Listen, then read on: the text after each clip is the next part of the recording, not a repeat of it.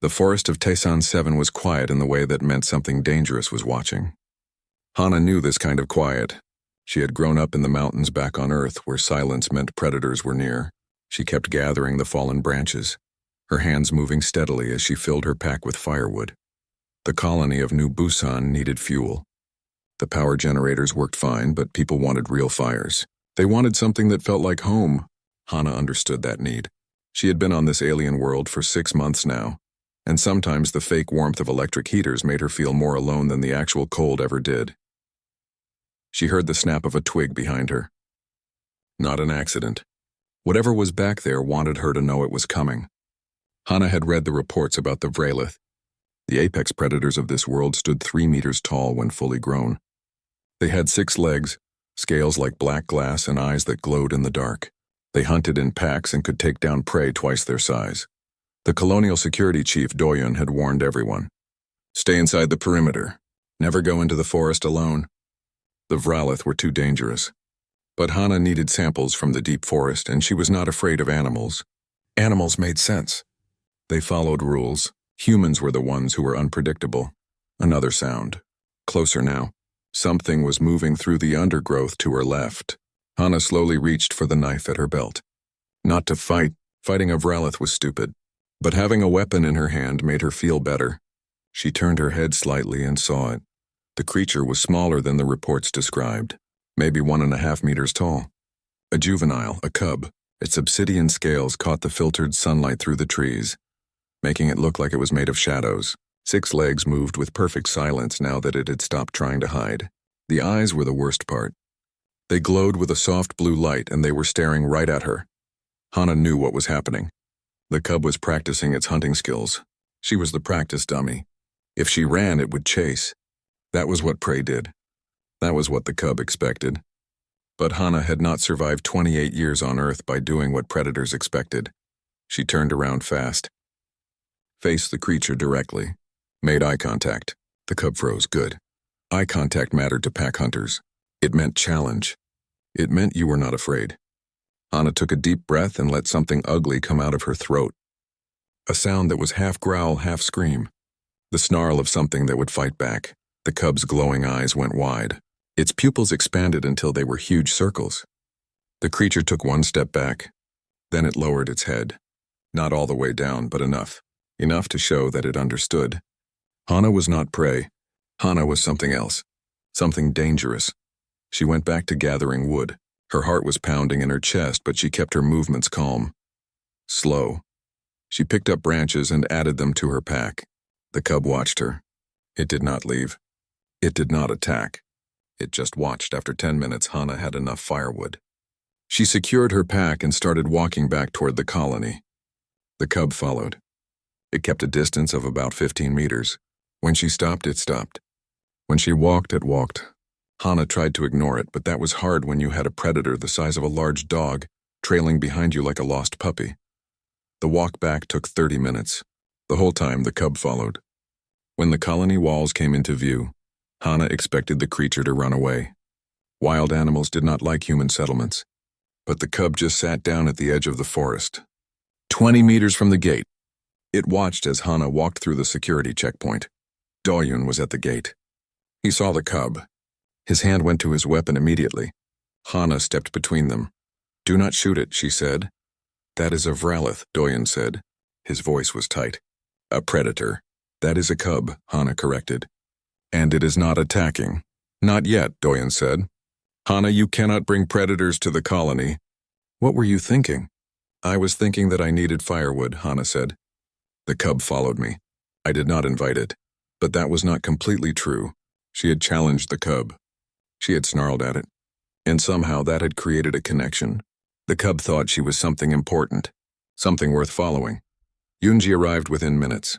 The colony administrator was a small woman with a big voice. She took one look at the situation and made a decision. No shooting, Yunji said. Not unless it attacks. We observe, we learn. Hyuk, get your equipment ready. Hyuk was the xenobiologist. He was already pulling out cameras and sensors. His face was excited in a way that made Hana nervous. Scientists got that look when they found something interesting. Interesting usually meant complicated. This is fascinating, Hyuk said. He was setting up a camera pointed at the cub. Vralith do not normally approach human settlements. They are extremely territorial. But this one is just sitting there. It followed Hana, Doyen said. That cannot be normal behavior. It is not, Hyuk agreed. Hana, what did you do? Hana explained the encounter. The stalking. The snarl. The eye contact. Hyuk listened carefully. His expression changed from excited to amazed. You challenged it, Hyuk said. You made yourself the dominant one. Vralith are pack animals. They have hierarchies. You just put yourself above this cub in its mental hierarchy. That is impossible, Doyen said. She is human. It is a Vralith. Different species cannot form pack bonds. Earth wolves would disagree, Hana said quietly. We turned them into dogs, the words hung in the air. Everyone looked at the cub. It was still sitting at the forest edge, patient, waiting. Its glowing eyes never left Hana. It thinks you are its pack leader, Hyuk said. His voice was full of wonder. It is waiting for you to tell it what to do. Yoonji rubbed her temples. This is going to create so many problems, she was right. But as Hana looked at the cub, she felt something strange, something that she had not felt since leaving Earth. A connection. The cub was not human. It was not even close, but it was looking at her like she mattered, like she was important. I am calling it Baram, Hana said. It means wind. You are naming it? Doyen looked horrified. Hana, you cannot name the wildlife. Too late, Hana said. She walked to her quarters, leaving the others arguing behind her. When she looked back, the cub was still there, still watching, still waiting. Baram, her accidental companion, her unexpected problem, her new reality on this alien world. The forest had given her a predator. She had given it a name. Neither of them knew what came next. Baram came back the next day, and the day after that. Every morning when Hana looked at the forest edge, the cub was there, waiting. The routine became normal faster than anyone expected. The predator would sit at the same spot, 20 meters from the colony gate. When Hana went out to work, Baram would follow at a respectful distance. When she returned, Baram would go back to the forest. Doyen hated it. He kept his weapon ready every time Hana left the colony. But Unji had made the rules clear. No shooting unless the creature attacked. 3 weeks passed. Baram never attacked. The cub started bringing gifts. That was the only word Hana could use for it. She would find dead animals at the forest edge, small creatures that looked like rabbits with too many legs, bird-like things with scales instead of feathers. Baram would leave them there and sit back, watching to see if Hana accepted them. Yuk said it was hunting behavior. Young predators practiced by bringing prey to the pack. They were showing their skills, trying to contribute. Hana did not take the dead animals, but she also did not throw them away in front of Baram. That seemed rude somehow. On the 31st day after the first encounter, everything changed. A ship arrived. Not a human ship. A galactic collective survey vessel.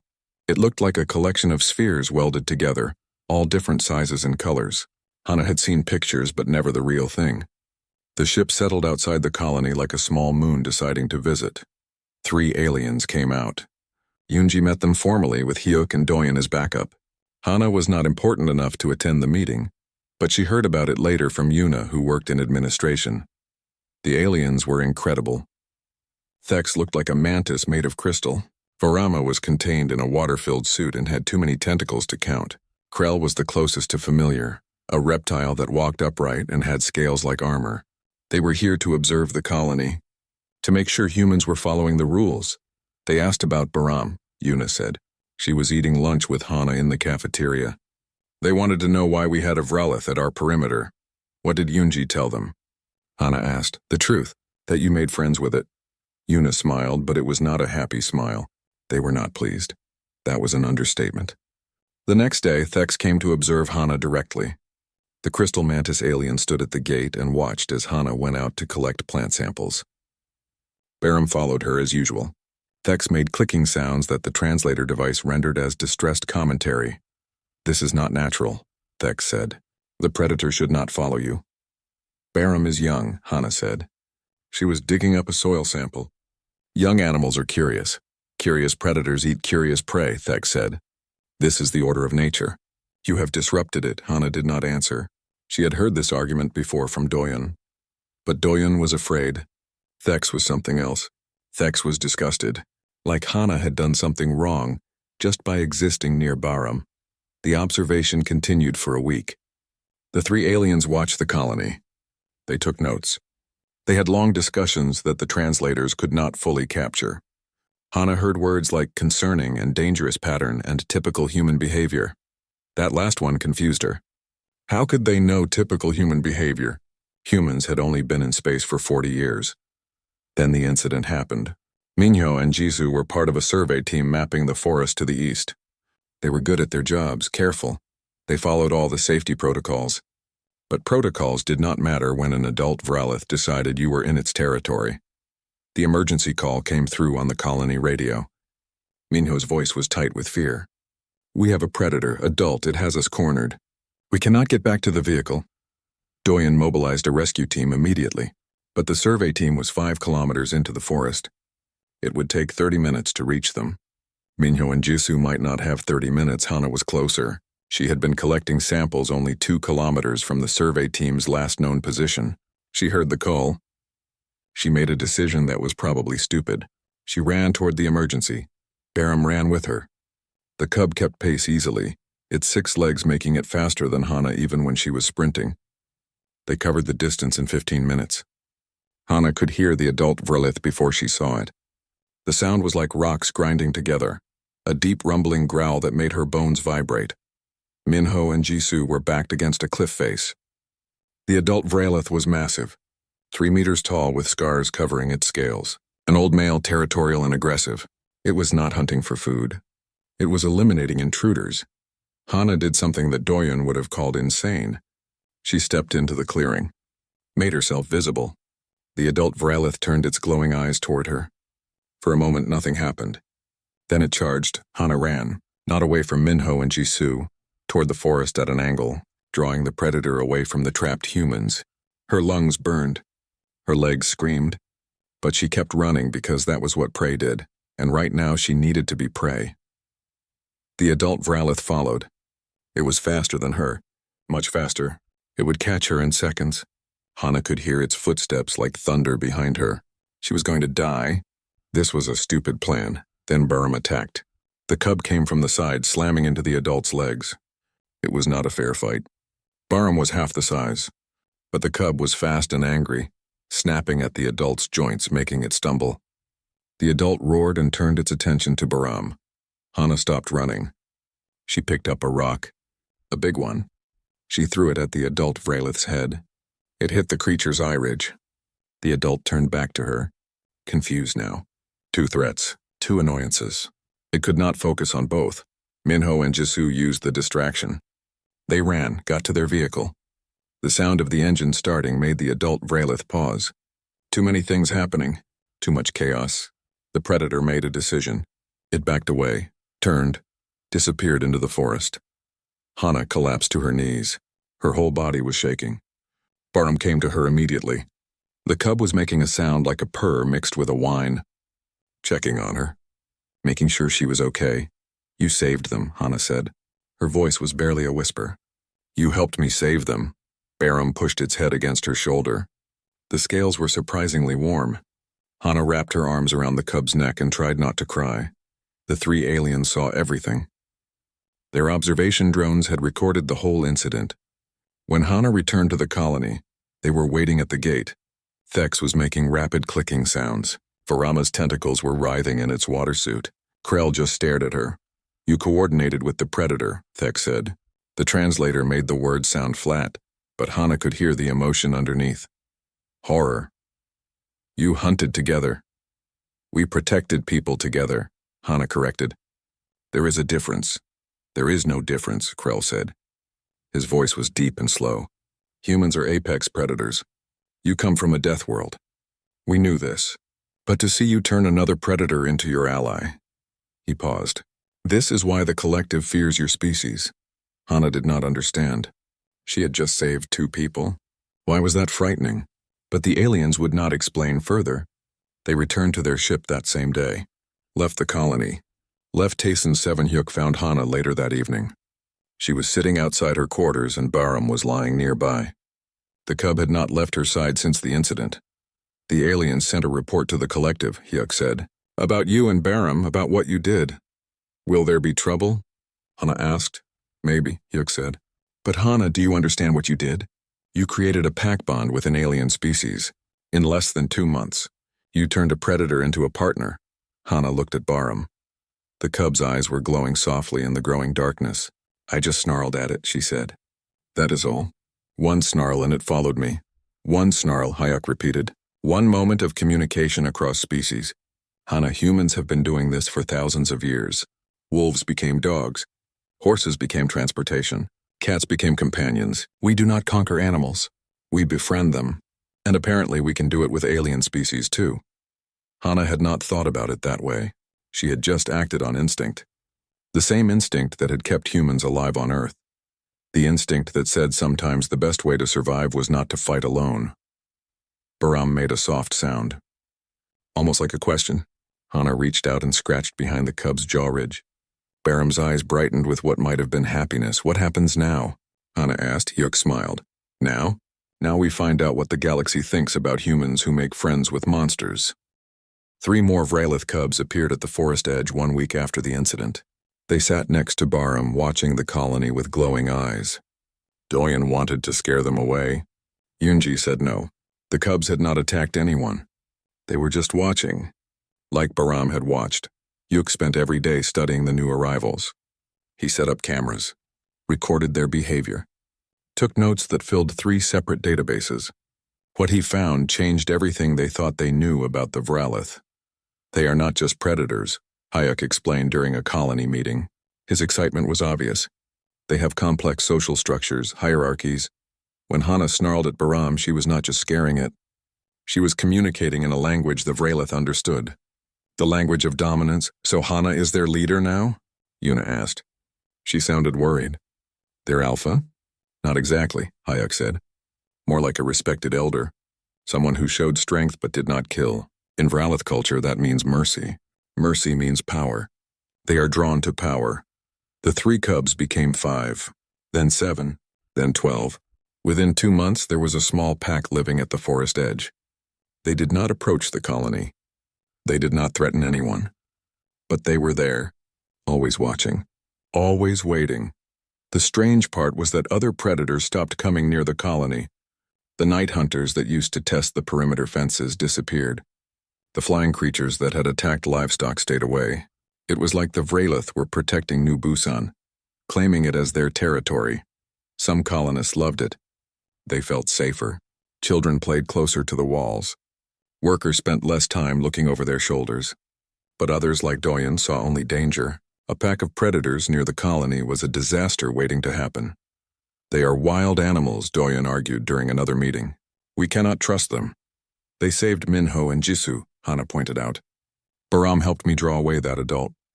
They could have run. They chose to help. Once, Doyen said. They helped once. That does not make them safe.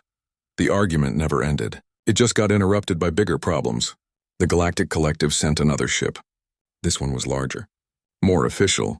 Ambassador Quillix arrived with a full diplomatic team. Quillix was an avian species with feathers that changed colors based on emotion. Right now, those feathers were flashing red and orange. Anger and fear. The meeting took place in the colony's main hall. Yunji represented the humans. Hyuk provided scientific support. Hana was required to attend because she was the center of the problem. Barum waited outside. The cub had tried to follow Hana into the building, but Doyun had blocked the entrance. Barum sat at the door like a patient guardian. Quillix did not waste time with pleasantries. The human colony on Tyson 7 must be evacuated immediately. You're disrupting the planetary ecosystem. We have been careful, Yunji said. Her voice was calm and professional. Our impact studies show minimal environmental damage. The damage is not environmental, Quillix said. The feathers shifted to purple, disgust. It is behavioral. You are corrupting the native species, turning predators into servants.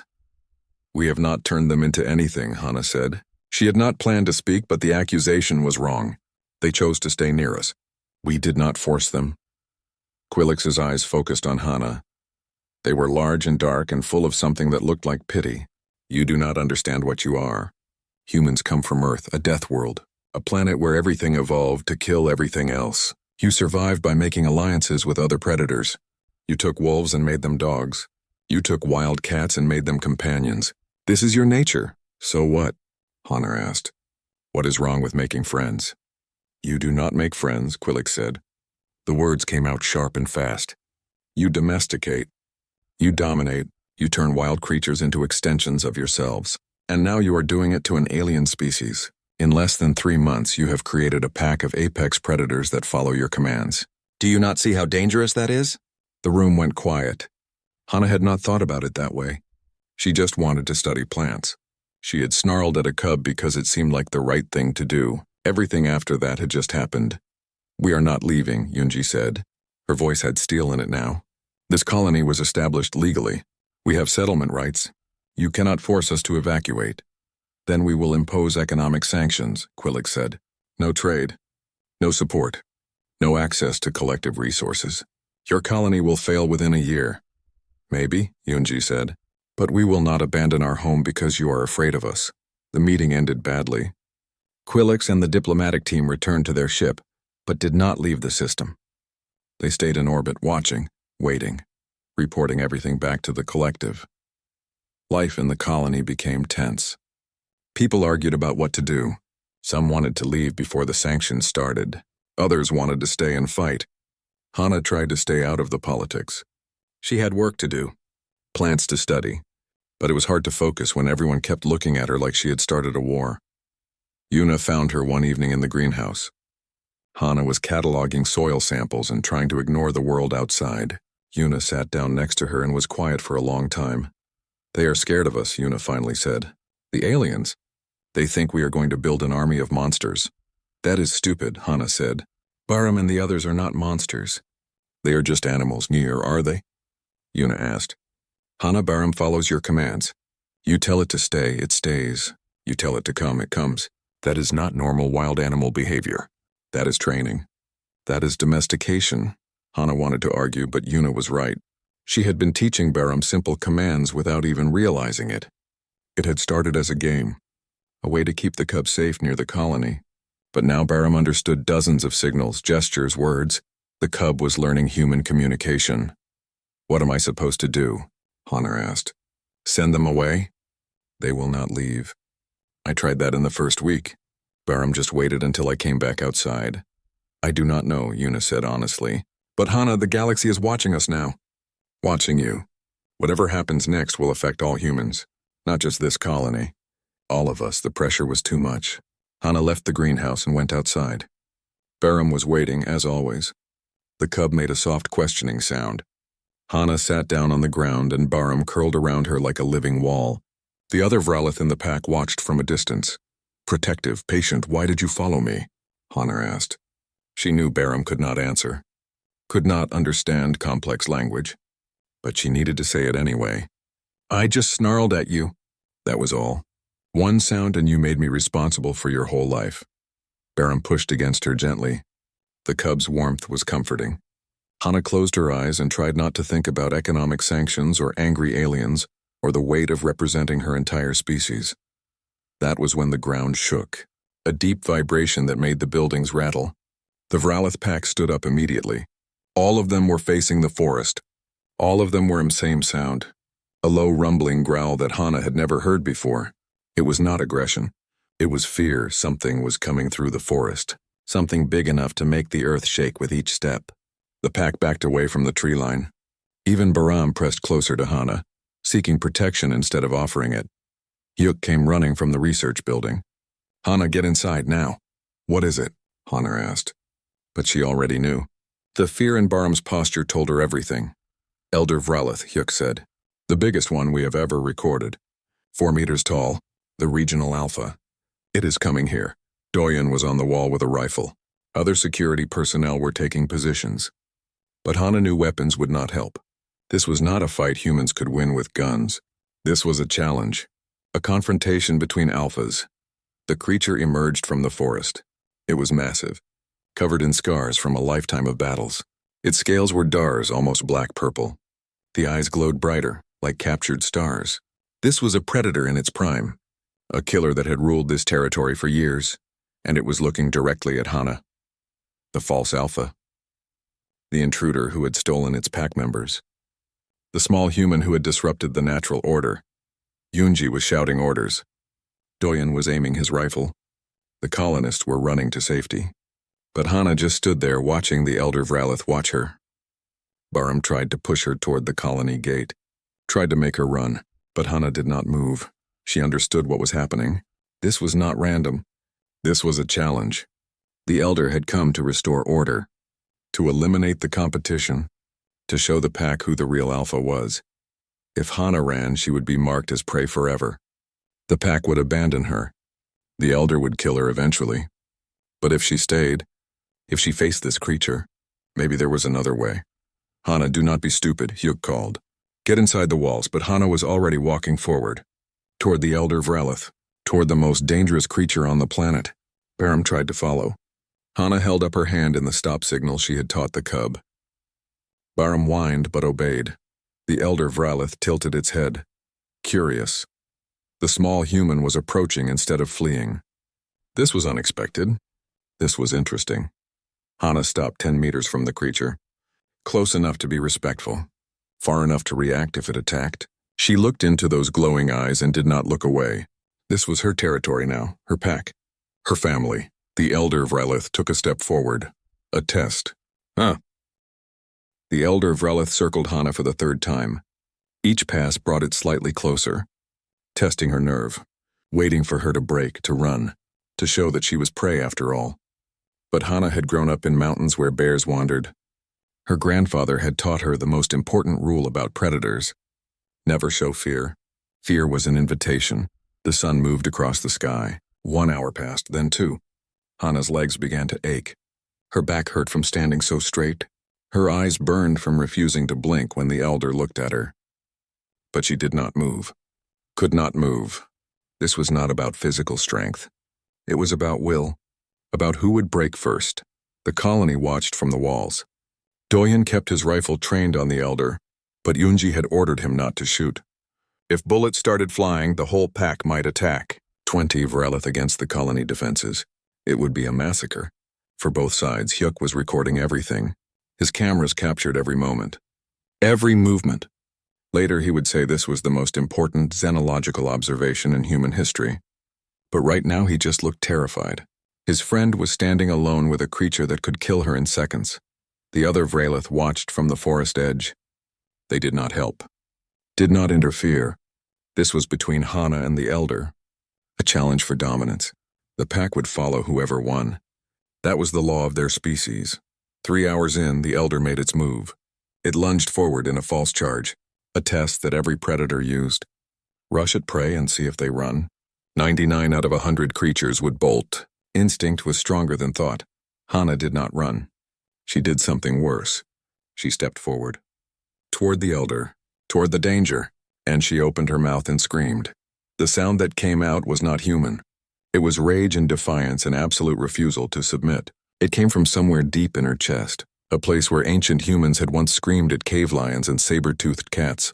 The sound of a prey species that had decided it was prey no longer. The Elder Vralith stopped. Its glowing eyes went wide. This small creature had just charged at it, had made a challenge sound that meant fight to the death. The Elder had seen thousands of prey animals. None of them had ever done this. None of them had ever stepped forward. Behind Hana, something moved. Barum had broken position. The cub rushed past her and placed itself between Hana and the Elder. The small Vralith was shaking, terrified, but it stood firm, protecting the human, choosing Hana over the Elder's authority. Then the rest of the pack moved. One by one, they came out of the forest, surrounded the Elder, did not attack, did not threaten, just stood there, between the Elder and Hana, making a choice, making a statement. The Elder Vralith looked at its former pack members, at the small human who had somehow stolen their loyalty, at the impossible situation that should not exist. This human was weak, small, barely worth noticing, but she had done something no other creature had ever done. She had challenged and not died. She had shown mercy and earned respect. She had made herself alpha through will alone. The Elder had two choices. It could fight, Kill the human and probably several pack members. Restore order through violence. But that would fracture the regional hierarchy. Other elders would see weakness, would challenge. The elders' territory would collapse into war, or it could accept this strange new order. Acknowledge the human as something unique, something that did not fit the normal rules, a being that existed outside the traditional hierarchy. 4 hours into the standoff, the elder Vralith made its decision. It sat down, not in submission, not in defeat, in acknowledgement. The creature's posture said this was not over. This was a truce, a recognition of mutual strength. Hana wanted to collapse. Her legs were shaking so badly she could barely stand. But she could not show weakness now, not when she had come this far. She slowly lowered herself to the ground, sitting across from the elder. Eye level, equal. The elder watched her. Then it laid down, rested its massive head on its front legs, the glowing eyes half closed. Relaxed but alert, the posture of someone resting in their own territory. Not leaving, just sharing the space. The pack hesitated. Then they laid down too, creating a circle around Hana and the elder, a new arrangement that had never existed before. 2 alphas, 2 leaders, mutual respect without merger. Yuk's voice came through Hana's comm unit. She had forgotten she was wearing it. Hana, are you okay? Do you need help? I am fine, Hana said. Her voice was hoarse from the scream. I think we just negotiated a peace treaty. With an animal, Hyuk said. He sounded dazed. You negotiated with an apex predator that does not have language. Body language is language, Hana said. She was watching the elder, making sure it stayed calm. We have been talking this whole time. The elder understands. Up on the colony walls, Doyun was arguing with Unji. Hana could hear pieces of their conversation through the comm system. Doyun wanted to use this moment to drive the Vralith away. Unji disagreed. They had just witnessed something impossible, something that could change everything humans knew about interspecies relations. Ambassador Quillix was also watching. The alien ship's sensors had recorded the entire confrontation. Later, when reports reached the Galactic Collective, there would be emergency sessions. Panic, fear. The humans had done it again. They had turned a monster into something else. Something that chose to stand beside them instead of against them. The standoff lasted until sunset. 6 hours total. When the sky turned dark and the moons rose, the elder Vralith finally stood. It looked at Hana one last time. Then it turned and walked toward the forest. Not running. Not fleeing. Just leaving. It stopped at the tree line. Looked back. The message was clear. This was still its territory. But there was room for one strange human alpha. Barum immediately rushed to Hana.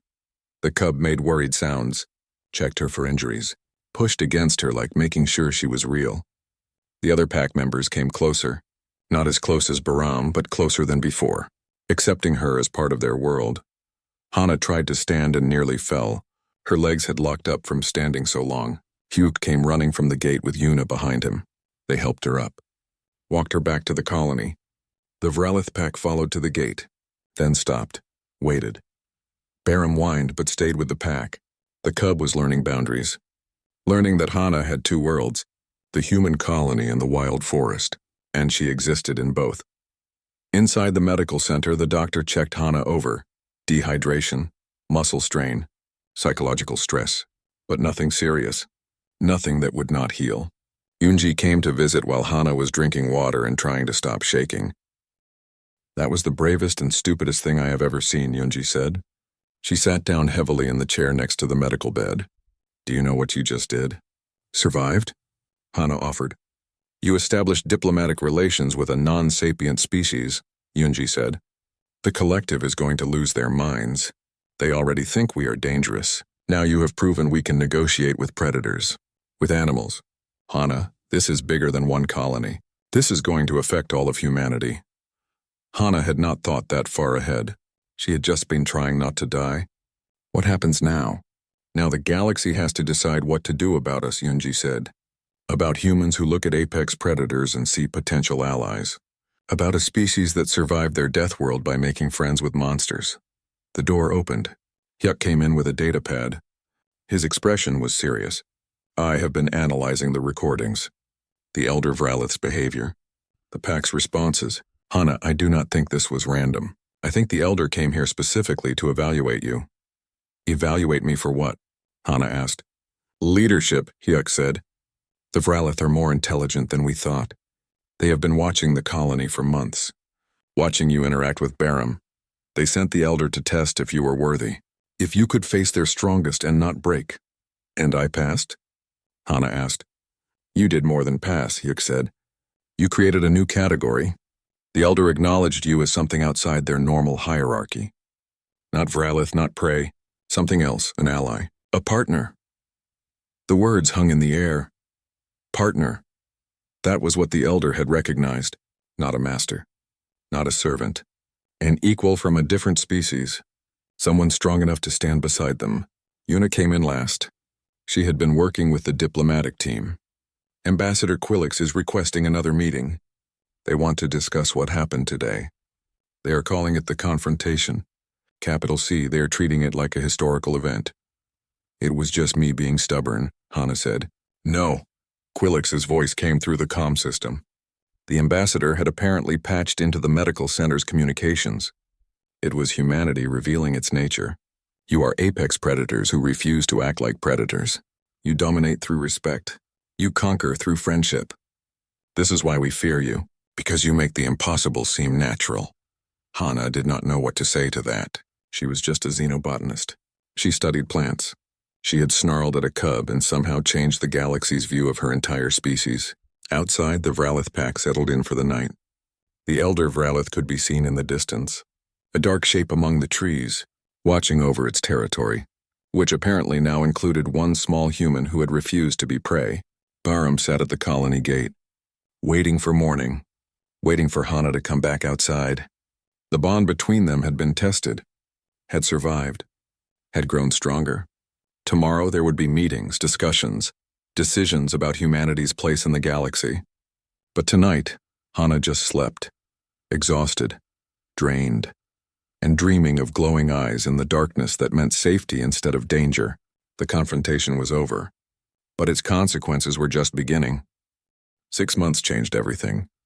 The Vralith pack grew to 37 members.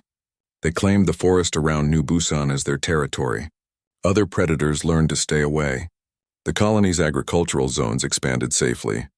Farmers worked without fear. Children played near the walls without supervision. The presence of the pack had made life easier in ways no one had predicted. Barum was no longer a cub.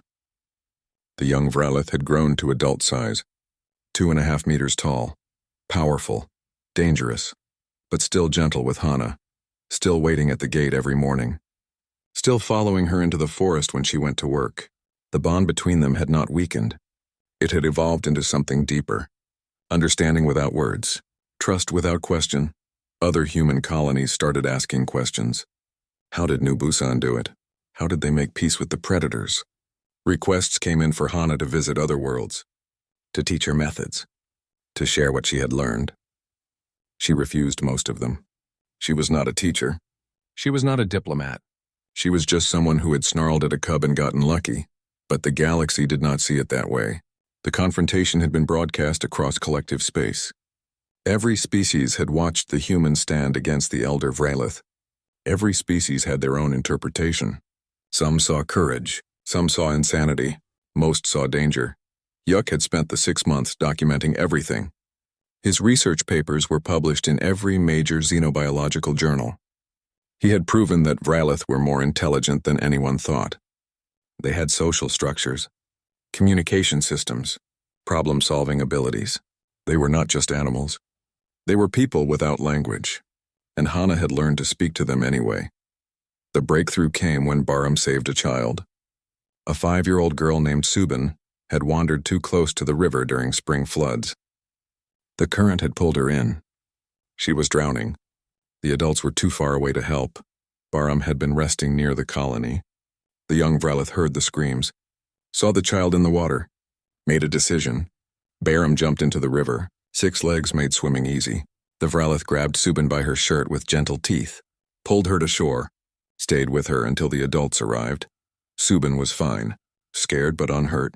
Barum had been careful, had not punctured the fabric, had not scratched the child's skin. The Vralith had understood that this was a young human, part of Hana's pack, someone to protect. After that day, the colonists stopped debating whether the Vralith were safe. Barham had proven it. The predators were not pets. They were not servants. They were guardians, partners, family. Doyen finally admitted he had been wrong. He apologized to Hana in front of the whole colony, said he had let fear cloud his judgment. Hana accepted the apology. Fear made sense. She had been afraid too. She just had not let the fear make her decisions. The Galactic Collective could not ignore what was happening on Tayson 7 anymore. They called a council session, required Earth to send representatives. The topic was humanity's expansion into the galaxy, whether humans should be allowed to continue colonizing worlds, whether they were too dangerous to coexist with other species. The human delegation included Yunji, Hyuk, and Hana. They did not want to go. But Earth's government insisted. What happened at New Busan had become a test case. If the collective ruled against humanity, every human colony might be forced to evacuate. Billions of people might lose their homes. The council met on a neutral station orbiting a star between territories. Representatives from hundreds of species gathered. The chamber was enormous, built to accommodate every body type. Aquatic tanks for water breathers, low-gravity zones for fragile species, temperature-controlled sections for extremophiles. Humanity was the newest member, the youngest. The least trusted Ambassador Quillix presented the case against humanity. The avian's feathers were bright red, angry, afraid. The presentation included footage of the confrontation, of Hana standing against the Elder, of Barham saving Subin, of the Vralith pack guarding the colony. This is what humans do, Quillix said. The translator made the words echo through the chamber. They find the most dangerous creatures on any world, and they make those creatures love them. They call it friendship. We call it domestication, control, the creation of living weapons. The chamber filled with sounds, clicks, hums, whistles, agreement from many species. Humans had come from a death world. They were apex predators. They hunted in packs, used tools, showed no mercy to enemies. And now they were teaching alien predators to do the same. Quillix showed more footage. Human history. Wolves becoming dogs. Wild horses becoming transportation. Cats becoming companions. Elephants becoming workers. Humanity had spent 10,000 years turning wild animals into extensions of themselves. And they had only been in space for 40 years. What would they do in 1,000 years? 10,000? How many species would they domesticate? They are dangerous, Quillix concluded. Not because they conquer, but because they convince. They make other species want to follow them, want to protect them, want to love them. This is manipulation at a genetic level. This is why we must limit their expansion. Before they turn the entire galaxy into their pack, the chamber erupted in discussion. Dozens of species arguing at once. The moderator called for order, called for the human response. Yunji stood up, walked to the speaking platform. She looked small compared to most of the representatives, fragile, weak, but her voice was strong. Everything Ambassador Quillix said is true, Yunji began. Humans do befriend other species. We have done it for thousands of years. We will probably keep doing it for thousands more. This is our nature, but Ambassador Quillix made one critical error. We do not manipulate. We communicate. Yunji gestured to the screens. The footage of Hana and Barham appeared. Watch this moment. A human and an alien predator. Different species. Different worlds. But look at what happens. The human does not attack. Does not run. She communicates. One sound. One gesture. And the predator understands. Not because it was forced. Not because it was tricked. Because both species recognize something in each other. Hyuk took over the presentation. He showed his research. The intelligence tests with the Vralith. The communication studies. The social structure analysis. The Vralith are not mindless beasts, Hyuk explained. They are intelligent, emotional, social. They were waiting for someone to speak their language. Hana did not domesticate them. She learned to talk to them. The chamber grew quiet. Representatives were watching the data carefully, reconsidering. Hyuk pressed his advantage. Every species in this chamber has tried to conquer other worlds. To take resources. To expand territory. Humans are the only species that tried to make friends first. Is that really more dangerous than war? Quillix's feathers shifted to purple. Uncertainty. But what happens when humans make friends with species that should be enemies? When they turn predators into armies? Hana stood up. She had not planned to speak. But the question demanded an answer. She walked to the platform. Looked out at hundreds of alien faces, hundreds of species watching her. Judging her. Judging all of humanity. I am not a soldier, Hana said. Her voice was shaking but clear. I am a xenobotanist. I study plants. I went to Tayson 7 to catalog alien flowers. That was my job. That was my dream. She pulled up footage of that first encounter. The moment when she snarled at Barum. I did this because I was scared. Because I did not want to die. Because I knew that if I ran, I would always be prey. So I stood my ground. I made one sound. And everything changed. The chamber was silent. Every representative was watching. Hana continued. Barum followed me because I showed strength. But I also showed mercy. I could have hurt the cub. I could have killed it. I did not. That is what created the bond. Not domination. Not control. Respect. She showed the footage of Barum saving Subin. This is what humans create. Not weapons. Not servants, partners, friends, family. We survived Earth by convincing wolves to stand beside us. We reached the stars by working together. And yes, we will probably keep making friends with alien species. Because that is what we do. That is what we are.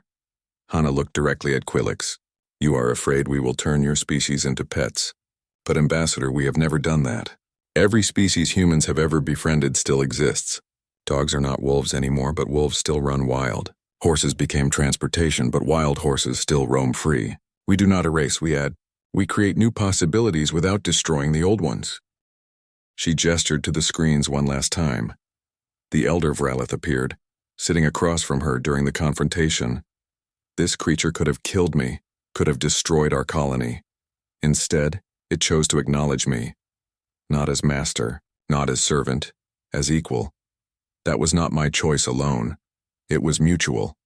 That is what humans offer. The chance to be equals across species barriers.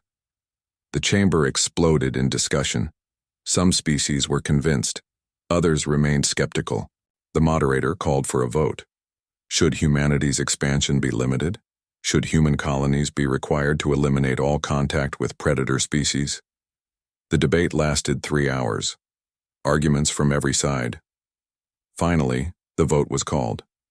The results appeared on screens throughout the chamber. Humanity won. Barely. By a margin of 12 votes. They would not be restricted, would not be forced to abandon their colonies. But there were conditions. Humans had to report all animal integration attempts, had to share their research, had to allow observers from other species to study their methods. It was not a complete victory, but it was enough. Humanity would continue reaching for the stars, and they would keep making friends along the way.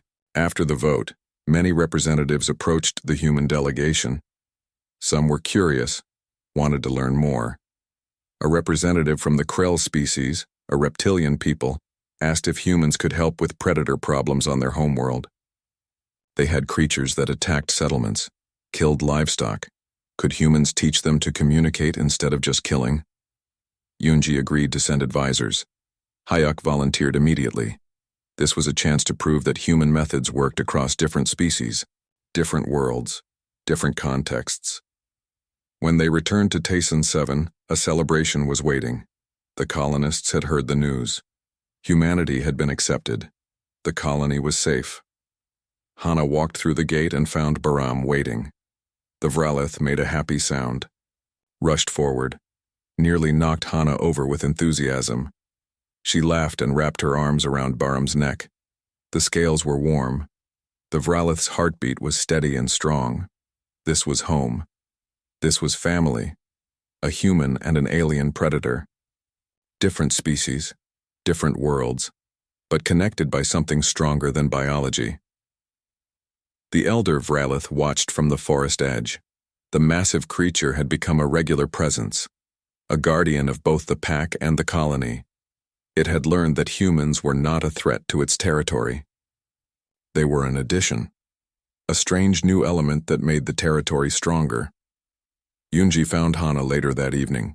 She was sitting outside her quarters with Baram beside her. The colony was quiet, peaceful. The moons were rising over the forest. "You know what you did, right?" Yunji asked. She sat down on Hana's other side. "You changed how the galaxy sees us. One snarl, one moment of courage. And now hundreds of species are reconsidering everything they thought they knew about humanity." "I just did not want to die," Hana said. She was scratching behind Baram's jaw ridge. The Vralith's eyes were glowing softly. Content. Everything else just happened. "That is how history works," Yunji said. "One person makes one choice, and the universe shifts." Yuna joined them, then Hayuk, then Doyun. Other colonists gathered. They sat in a circle around Hana and Baram, humans and one very large predator, a new kind of family, a new kind of community. The Vrelith pack moved closer to the colony walls, not threatening, just present, watching over their territory, their people, their strange human alphas who showed them that strength could be gentle. Hana looked up at the stars. Somewhere out there, other human colonies were making their own connections, finding their own Barams, learning their own lessons about communication across species barriers. The galaxy was vast, full of dangers, full of predators, but it was also full of possibilities.